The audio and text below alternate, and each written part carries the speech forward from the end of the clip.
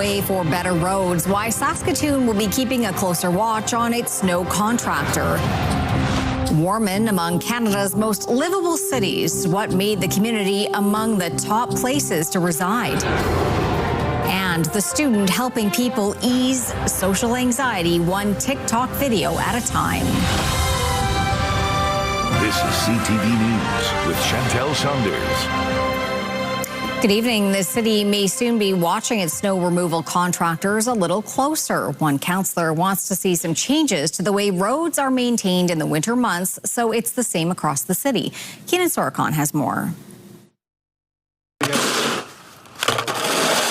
Neil Folds prides himself on keeping his driveway clear of snow as much as possible in the winter, and he wishes the city would do the same for the street in front of his house. We've had good years, we've had bad years, and sometimes when we have the operators out here, they do a hell of a mess. Folds may soon get his way. Councillor Randy Donauer is asking the city to look closer at the quality of snow clearing from private contractors. Right now, the city awards snow clearing contracts to the lowest bidder with no supervision after that. Everybody should get a similar quality or a similar level of service. Donauer wants the city to use the information it gathers and have that be part of consideration for bids the following season, instead of just the lowest dollar amount. After a big snowfall last year, he noticed citywide clearing efforts saw other areas of the city cleared quickly, while his part of town saw little progress as he fielded more complaints from residents about snow. Because sometimes you do get what you pay for.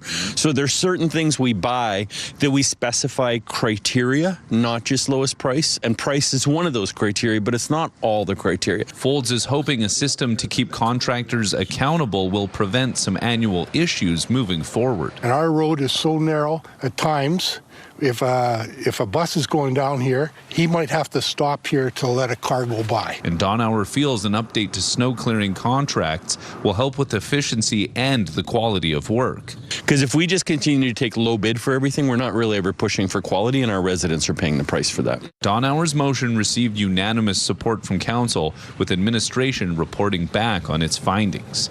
Keenan Sorokon, CTV News, Saskatoon.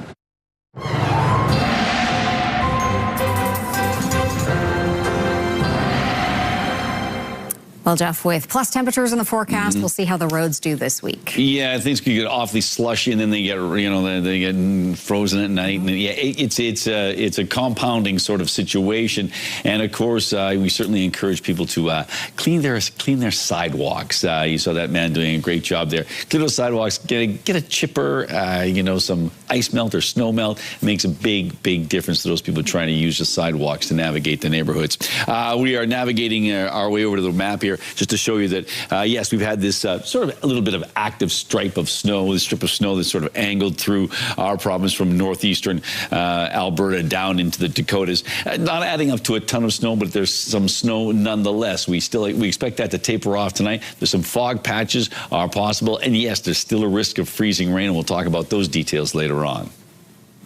As China secures a massive shipment of Canadian-grown canola, Saskatchewan farmers are feeling a sigh of relief after a long year of trade uncertainty. While most producers aren't totally comfortable in the market yet, many feel it's a sign of progress. Sierra D'Souza Butts has the details. John Kodalak, who has been seeding canola on his family farm in Balcarres for decades, says there are always challenges to overcome when it comes to growing a high-yield crop.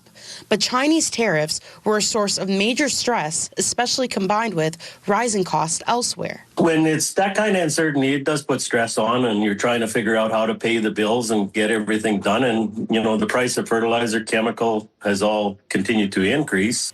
Now, less than 2 weeks after an agreement between the Chinese and Canadian governments, the tariffs are down to the point producers like Kodalak have a bit of breathing room. From what I've seen, the basis is almost dropped in half. And once you get to that level, it's in the area of making money again. We're seeing, I think, about 600,000 tons that are on their way to China. So that is exactly what we needed for to retain some profitability in this year's crop year, but also to provide some certainty for our seeding intentions in next year.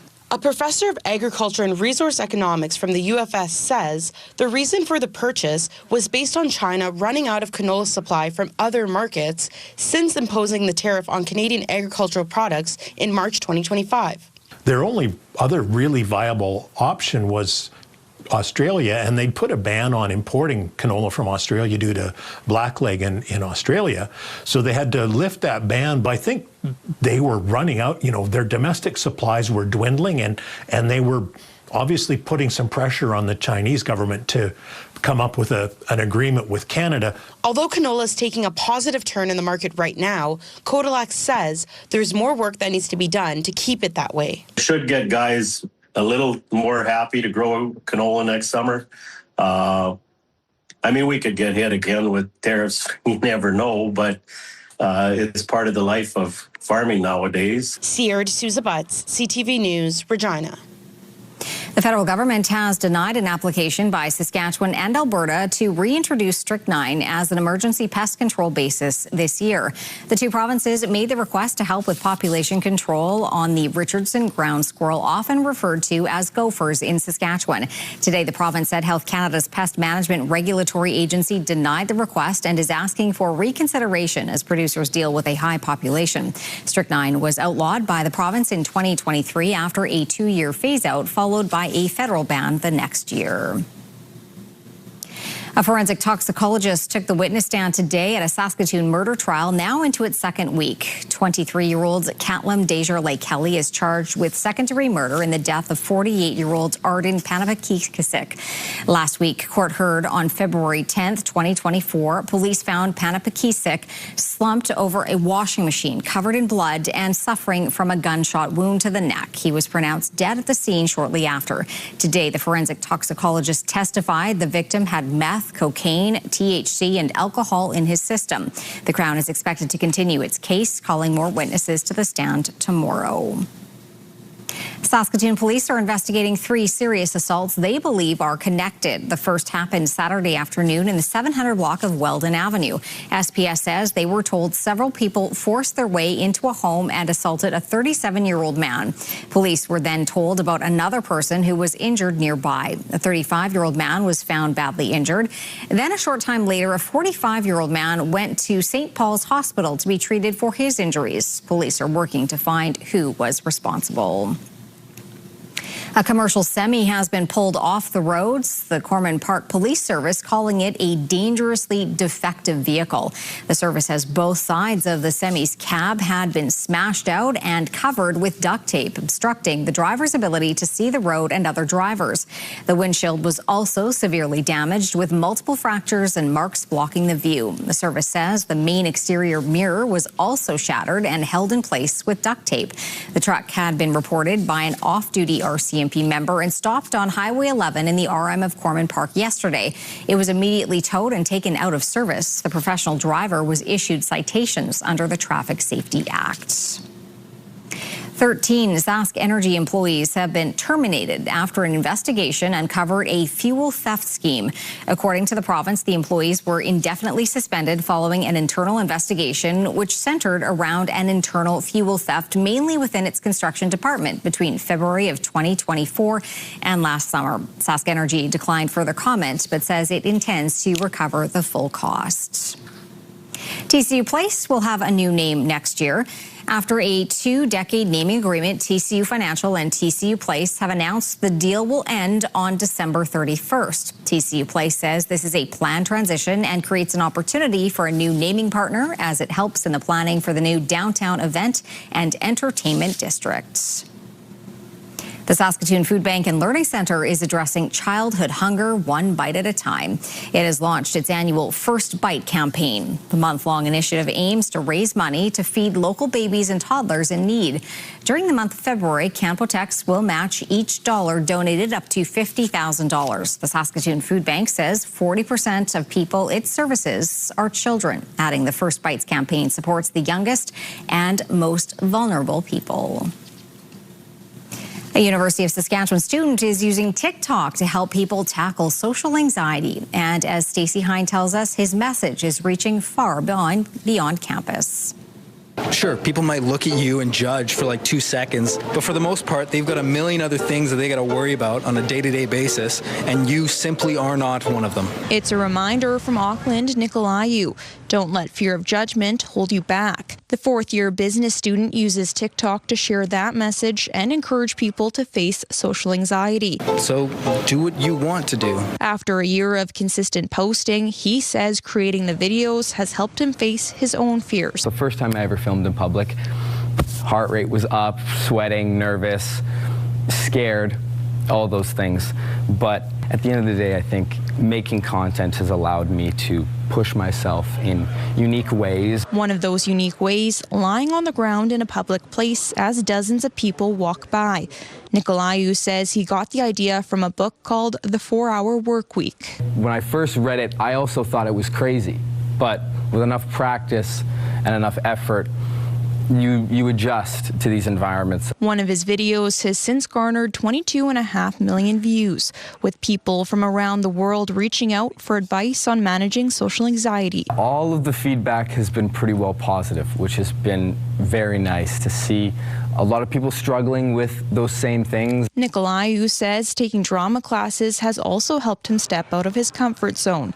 His former drama professor says he's seen that growth firsthand and calls the videos an unexpected but effective use of social media. I'm deeply suspicious of social media. I think it's actually contributing to a lot of the social anxiety that people experience. So it's nice to see it used to help challenge that. And I think that's a very clever aspect of what is happening here. Nicolayu says social anxiety may never fully go away, but he believes it can be easier to manage over time. It's consistent baby steps along the way that matter. Stacey Hine, CTV News, Saskatoon.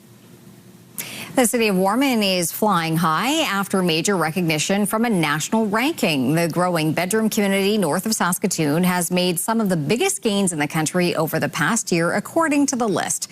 Carla Schenkrick has that story.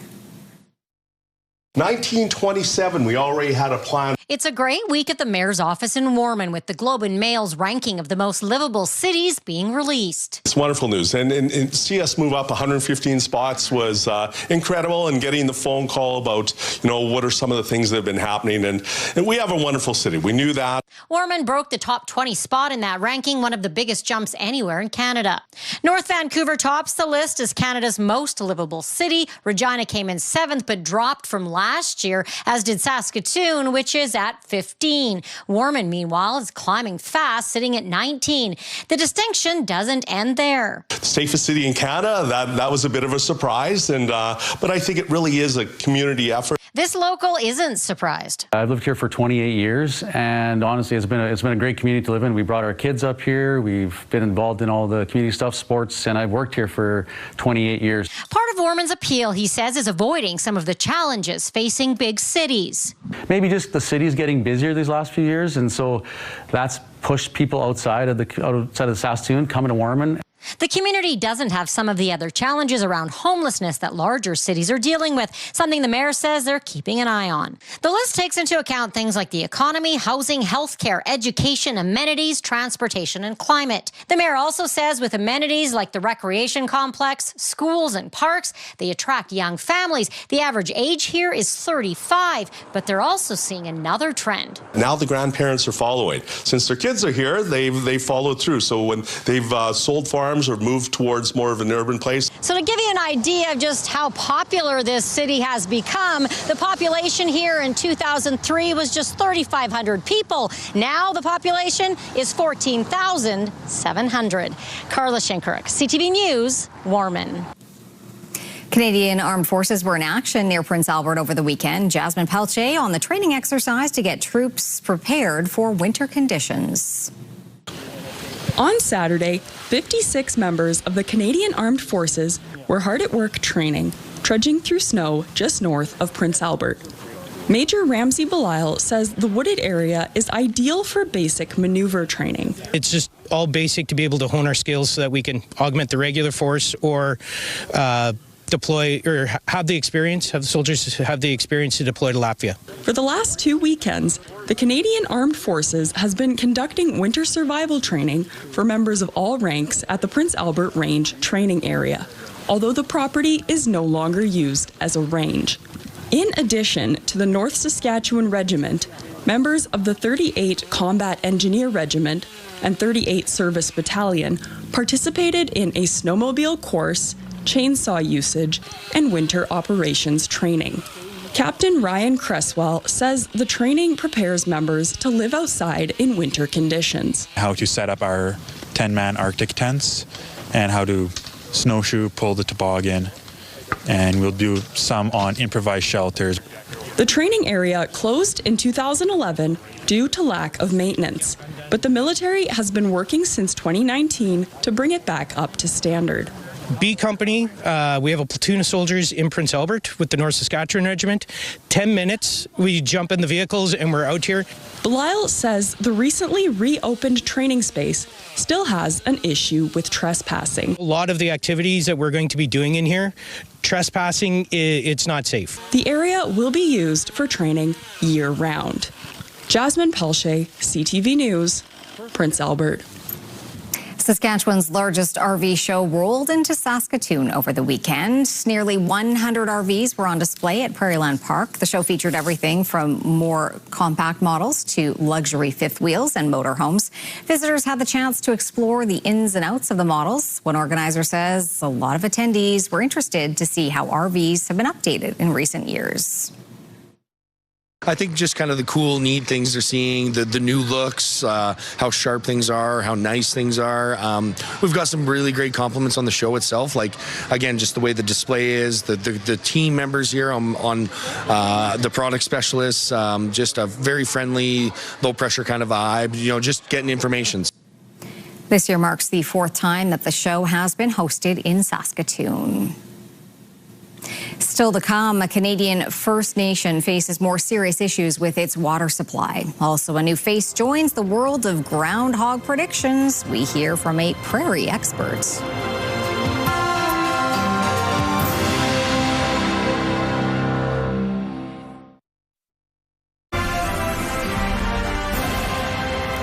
You're watching CTV News Live from downtown Saskatoon. Thanks for staying with us tonight.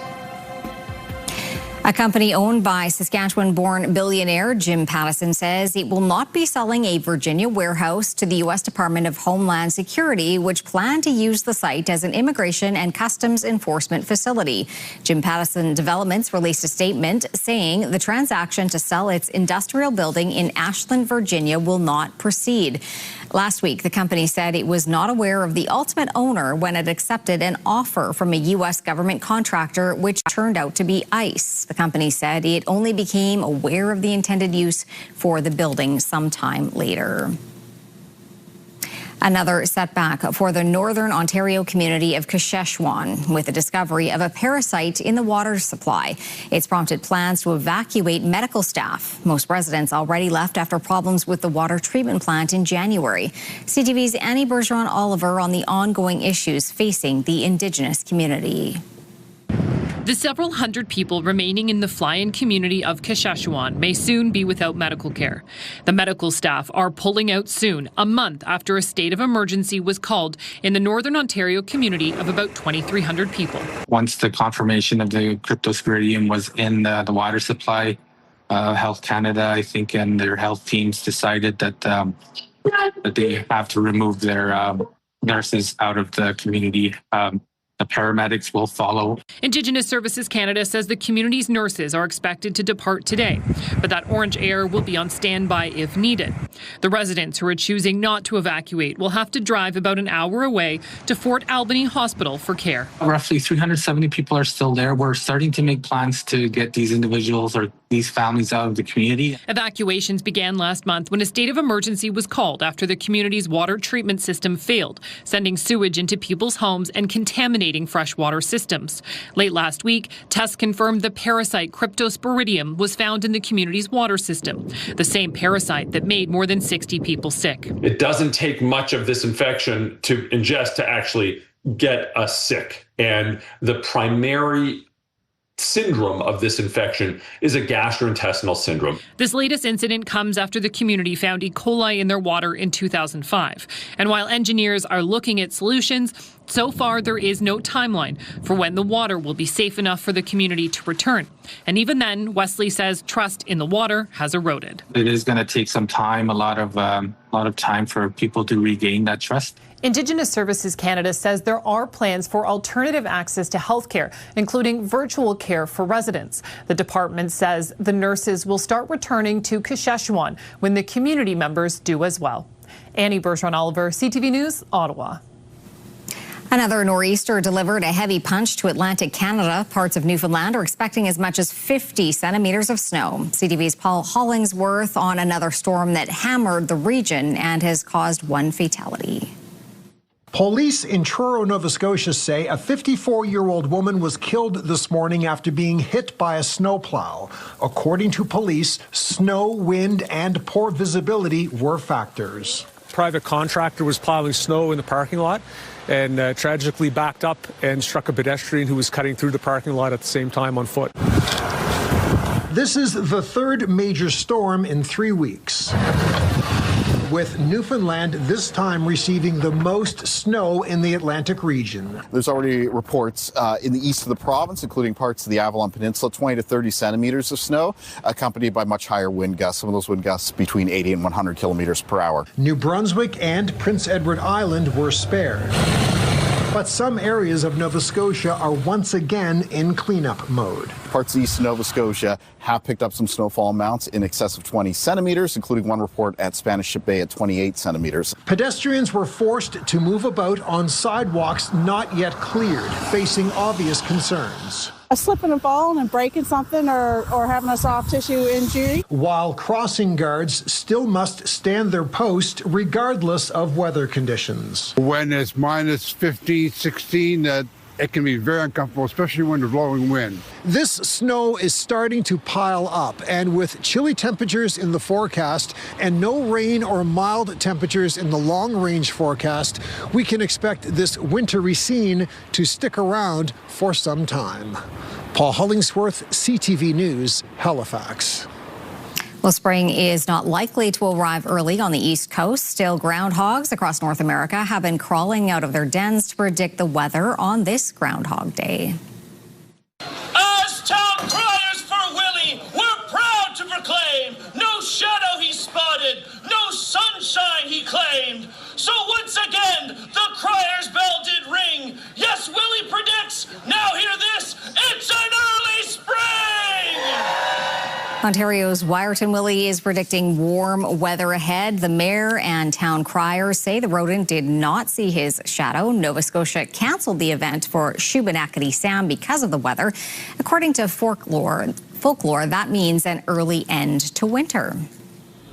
It is my job this February 2 to look to the skies and report back to you that there is a shadow here on my ground. 6 more weeks of winter abound.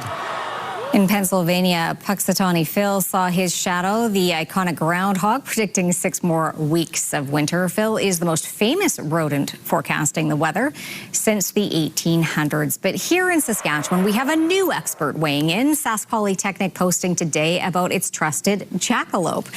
Witnesses say he emerged, panicked, and sprinted away. The folks at Sask Poly weren't too sure what that meant, inviting people to interpret the jackalope's prediction as they see fit, since they themselves are chasing mythical wildlife. But I feel like he probably didn't see a shadow because he was running. You know, otherwise he'd just go back to bed, right? Exactly, probably. So you know, I'm glad to see that Saskatchewan's getting into the Groundhog Day prognostications, albeit with a jackalope. Although there was Watson Willow, that was a groundhog here in our province, yes. But. I think just jackalope could catch on. I think Sask Poly could be onto something big here. Yes, but for now, you are our groundhog, our resident groundhog. What do you say? That's right. I say we don't have a gobbler's knob, but you know what? We can go outside and take a look at the sky, and it's been a little bit of flurry activity, but it's been warm, so it's a sort of a confused situation.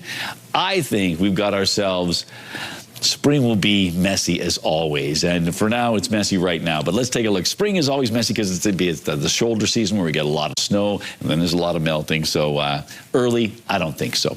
-5 in Saskatoon, -12 in Prince Albert. Started snowing in Prince Albert around 3 o'clock today. Continues to have some flurry activity. -6 in the Battlefords, and as you can see, not particularly windy across all 3 locations.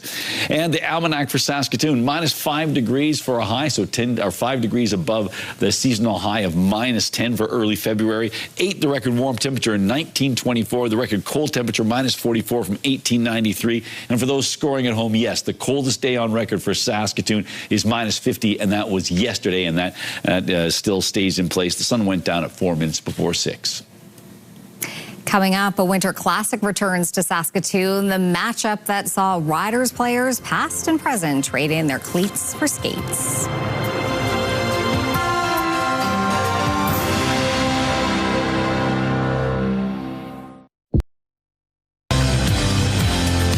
In you to give, and Canadian Blood Services needs your help right now. Tuesday on Your Morning, why the organization has put out another urgent call for donations.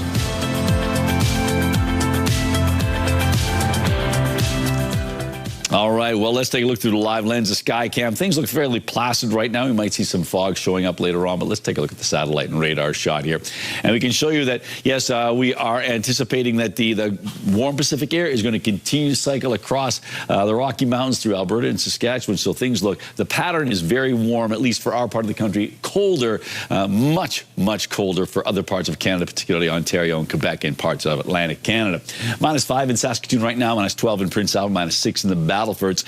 The hot spot today, that was Maple Creek at 10 degrees. The cold spot, -34 in South End. Around the province you go. Currently, it is -2 degrees in Lloydminster, -1 in Swift Current, -7 in Regina. 2 degrees colder in Estevan, -15 right now in Yorkton. In central parts of the province, temperatures ranging from -2 in Kindersley down to a chilly -18 degrees in Hudson Bay, is -4 in Meadow Lake, -9 in Wynyard, -13 in Nipawin. Up north, temperatures in the mid-teens for many locations. -7 though in Buffalo Narrows, -9 in La Ronge. Down south, look at that, still toasty in Maple Creek at 5 degrees. It cools off though by 20 degrees. By the time we get to Melville, it's -15 there. As you can see, we do get a little cooler towards the eastern side of the province compared to the western side.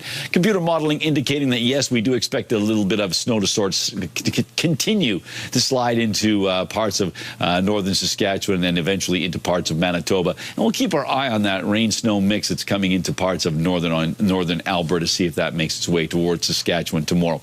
Temperatures of -6 for La Ronge and Buffalo Narrows tomorrow, -13 in Stony Rapids, -11 in Key Lake.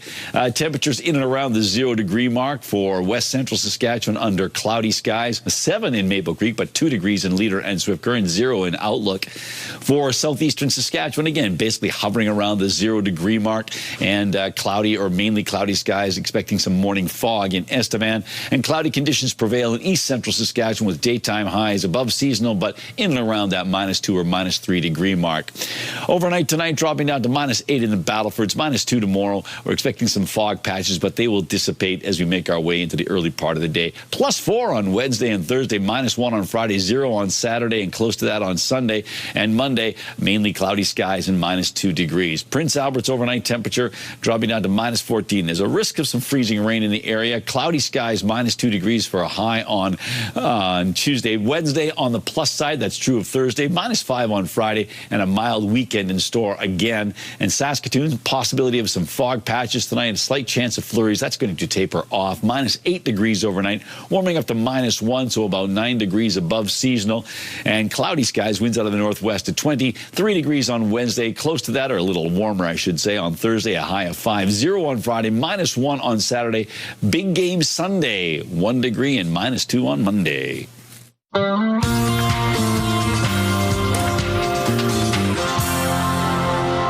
What would I do if I didn't love you, baby? What would I do? It's got a good beat and you can dance to it. Justin Bieber returned to the stage for the first time in years during last night's Grammy Awards, clothed in just boxers and socks. He was one of the many performers. Bieber was up for 4 Grammys last night for his album Swag, including Album of the Year, but he didn't take home any hardware. Album of the Year went to Bad Bunny. And there he is. Yes, he's asleep. No, he's overwhelmed. He's got a sinus congestion. Yes, Bad Bunny made history as the first Latin artist to win Album of the Year. He's set to headline the Super Bowl this weekend, and as such, wasn't allowed to perform. But he dedicated his win to the people of Puerto Rico and spoke out again against U.S. immigration crackdowns. I thought the sun rose in your eyes.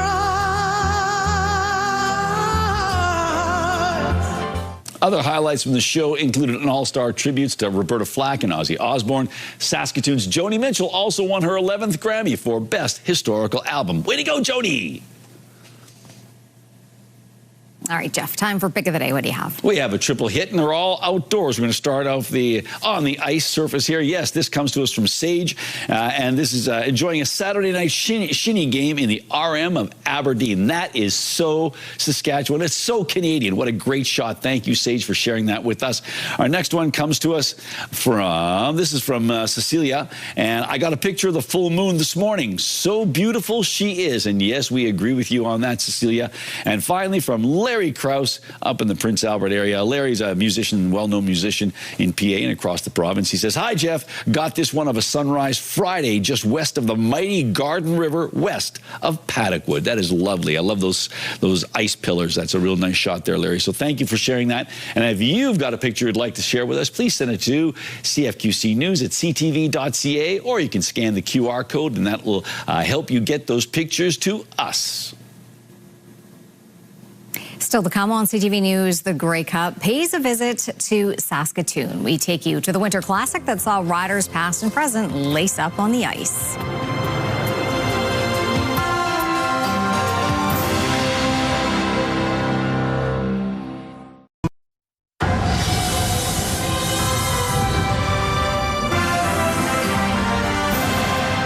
The Saskatchewan Roughriders were in Saskatoon over the weekend, and as Hallie Mandrick shows us, they brought along the Grey Cup to the 4th annual Winter Classic.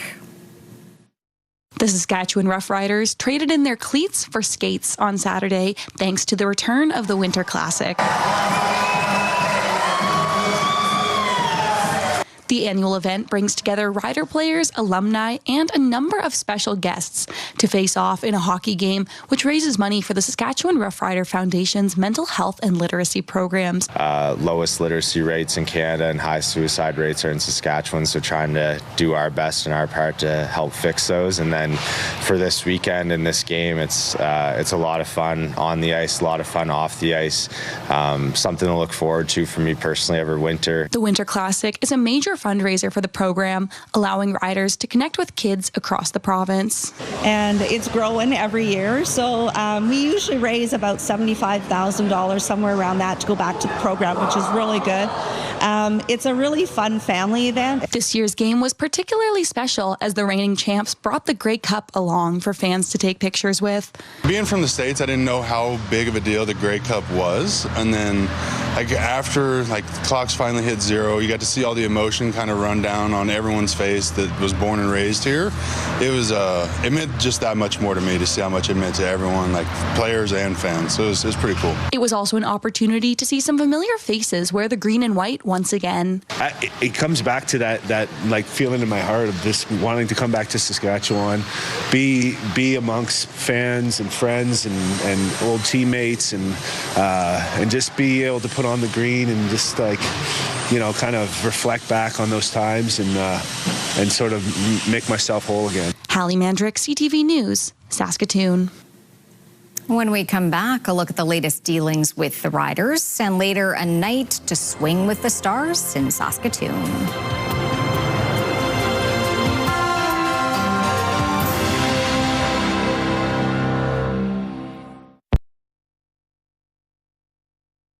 Yeah. All right, welcome back. Let's take a look at our rural forecast and mild conditions, particularly towards the western side of the province. As you can see, temperatures in and around that sort of 0 or 1 degree mark, well above seasonal. And for a change, Hudson Bay and area not on the outside looking in, -3 degrees tomorrow for Hudson Bay under cloudy skies, the same for Wynyard. And then we make our way down to southern Saskatchewan, and lots of plus temperatures in the forecast, particularly over in the southwestern part of the province. Maple Creek, just to remind you, expected to hit 7 degrees, 3 for for East End, 2 in Rockland, 4 in Coronach. And then as we take a look at other locations on the minus side, but just barely, -1s and -2s. So some pretty warm conditions are anticipated for a Tuesday, and that includes Sturgis. And you can take a look at that. Big basketball tournament coming up this Friday and Saturday. It's the senior boys basketball tournament. So that is coming up, and -2 degrees, cloudy skies. And so we'll have other things about what's going on in Sturgis later on. And remember, Sturgis is where internet plans of up to 1 gig are available from SaskTel. The U Prairie Challenge continued on the weekend as the Cougars and Huskies men's and women's hockey teams played a home-and-home series. On Friday night, the women's Huskies scored a pair of power play goals on the way to a 4-1 win in Regina. Meanwhile, in Saskatoon, the Regina Cougars rode a 46-save effort from goalie Damon Cunningham to a 5-4 upset over the Huskies. Bad weather and road conditions forced the second game to be played yesterday. The men's Huskies bounced back in Regina to a 4-0 victory. The women's Huskies, despite a strong start on home ice, fell to the Cougars 3-2 in a shootout. Team Saskatchewan did not make the playoffs at the Scotties Tournament of Hearts, but a curler from our province is taking home gold. Final stone. Now, here's Gordon. Here's Gordon. They got it by. Have they got this? Oh, no, they touched it, and it won't go. Carrie Anerson, skipping for Team Canada to her 5th Scotties Championship, defeated Caitlin Laws in extra ends 4-3. Third, Val, sweeping from Merrifield in southeastern Saskatchewan, also wins her 5th national title. The Scotties winners will now wear the maple leaf at the Women's Curling World Championships in Calgary, March 14th to 22nd. The Saskatchewan Roughriders have parted ways with one of their longest-serving players, releasing kicker Brett Lawther after 8 seasons. Lucky white hit in the end zone if Lawther misses. And Brett Lawther doesn't do that. It's a walk-off game winner for Brett Lawther and the Saskatchewan Roughriders. Lawther leaves the Riders as the franchise's 3rd highest scoring player with 1,085 points scored in more than 100 games with the team. During his time with the Riders, he gave back to the community, being part of the Rough Rider Foundation. He was also honored with the Tom Pate Memorial Award in 2023, which recognizes supreme sportsmanship and exemplary contributions to his team and community. Saskatchewan also announcing extensions today for defensive lineman Marion Benoit and linebacker Aubrey Miller Jr. AJ Ouellette also returning. As Jacob Carr reports, it comes as the league's free agency communication window opens. Back to AJ Ouellette. Touchdown Riders! Rider Nation can look forward to at least one more season of seeing the bruising running style of AJ Ouellette in green and white. The Ohio product says he hoped to remain with the team, and his relationship and desire to win back-to-back Grey Cups with quarterback Trevor Harris is one of the main reasons. Just the bond that me and Trevor have developed over the 2 years, and then him signing and just getting pumped that he gets to play another season of football and possibly 3 more. We'll see how he feels after this one, but yeah, it was a big reason. With the Riders heading into 2026 as the defending Grey Cup champs, not only is there a target on their back, but according to reports from TSN's Farhan Lalji and Dave Naylor, a handful of players have agreed to terms with other teams during the free agency communication window. That includes defensive lineman Malik Carney with the Edmonton Elks, linebacker CJ Rivas and AJ Allen head to the nation's capital to join the Red Blacks, while Western final hero Tommy Neild has signed with the rival Blue Bombers. But Ouellette knows players coming and going is part of a bittersweet business. The sweet's always good, right? After the Grey Cup, you know that's the last time that group is going to be together as a whole group. And you wish the best for everyone. Ouellette is no stranger to going into a season as the hunted, having won a Grey Cup with Toronto in 2022. He says it's key to mix confidence with work ethic. That'll be my leadership going into this season, is have that confidence, but back it with the work like you did the previous year, because you should be confident. We just won, right? So walk with your chest out, but put in the work. CFL teams have until noon on February 8th to speak to pending free agents, while no deals can become legally binding until February 10th. Jacob Carr, CTV News, Regina. Turning to local gas prices now, the average price in Saskatoon is $1.18 a litre. The lowest price in town is $1.099. On Saskatchewan markets, Cameco dropped $4.10 today, and Nutrien finished the day at $93.86. Coming up, a rockin' good time in Saskatoon.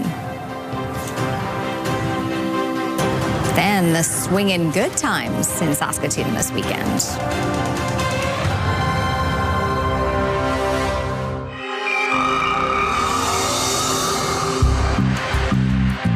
Hey there, Derek Chesney here at the Saskatoon Crimestoppers.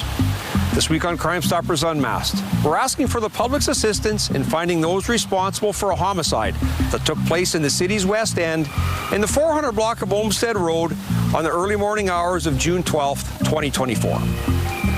Harvey Zorb, 66 years old, lived in a care home in the 100 block of Olmsted Road.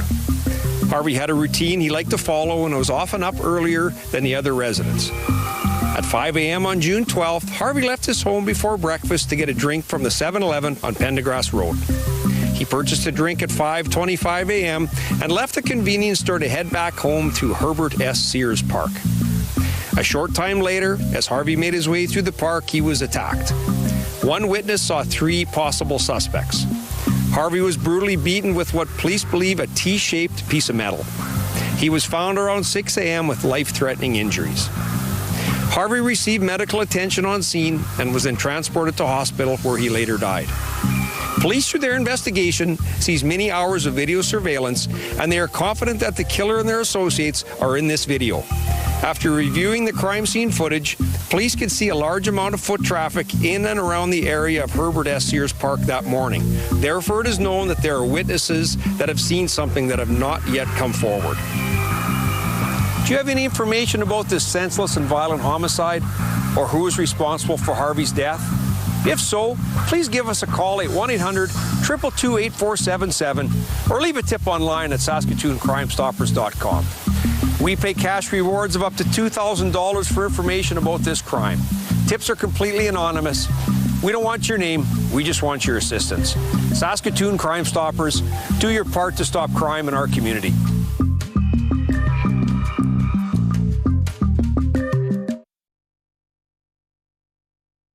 Select Hair Services brought to you by Sage, the beauty bar. Stay with us. We've got another full night of great shows for you right here tonight on CTV. All right, McDreamy's an assassin. Speaking of McDreamy's, there's a few of them. We want to take you back to Saturday night when there was a special show downtown.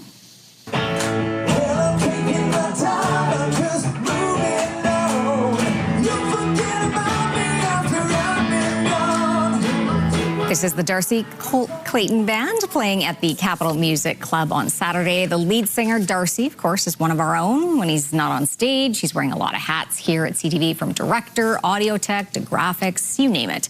But this weekend, he took the spotlight. Darcy, along with bandmates Tom, Garth, Jeff, and Damien, definitely rocking the stage. And Darcy also is raising some money for Telemiracle this year during the gig, so that's fantastic. And he's wearing his sparkly pants. Sparkly rock and roll pants. Can't go wrong there. Not at all. Lots going on Saturday night. It was also a night to swing with the stars at TCU Place.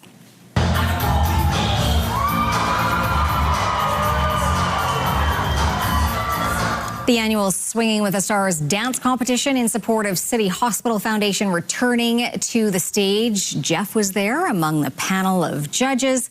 The sold-out event saw professional dancers paired with members of the community to show off their talents and, of course, raise money for health care in our community. And what a great night. What a great night. Terrific dancing and raise money they did. We don't know for certain yet, but it looks like it could have been a record amount of money raised for this year's Swinging with the Stars. Yes, and I did hear you say you'd consider dancing at some point. Yeah. I heard it. I was there. At what part of the evening did I say that? Maybe it had a little too... Well, it wasn't that late in the night. But it was a great night, so congrats to everybody involved. There goes that hamstring. No, not an excuse anymore. Yeah. There's dancers that dance injured all the time, you know? You can do it. Thanks, Coach. Thanks for watching. You're welcome.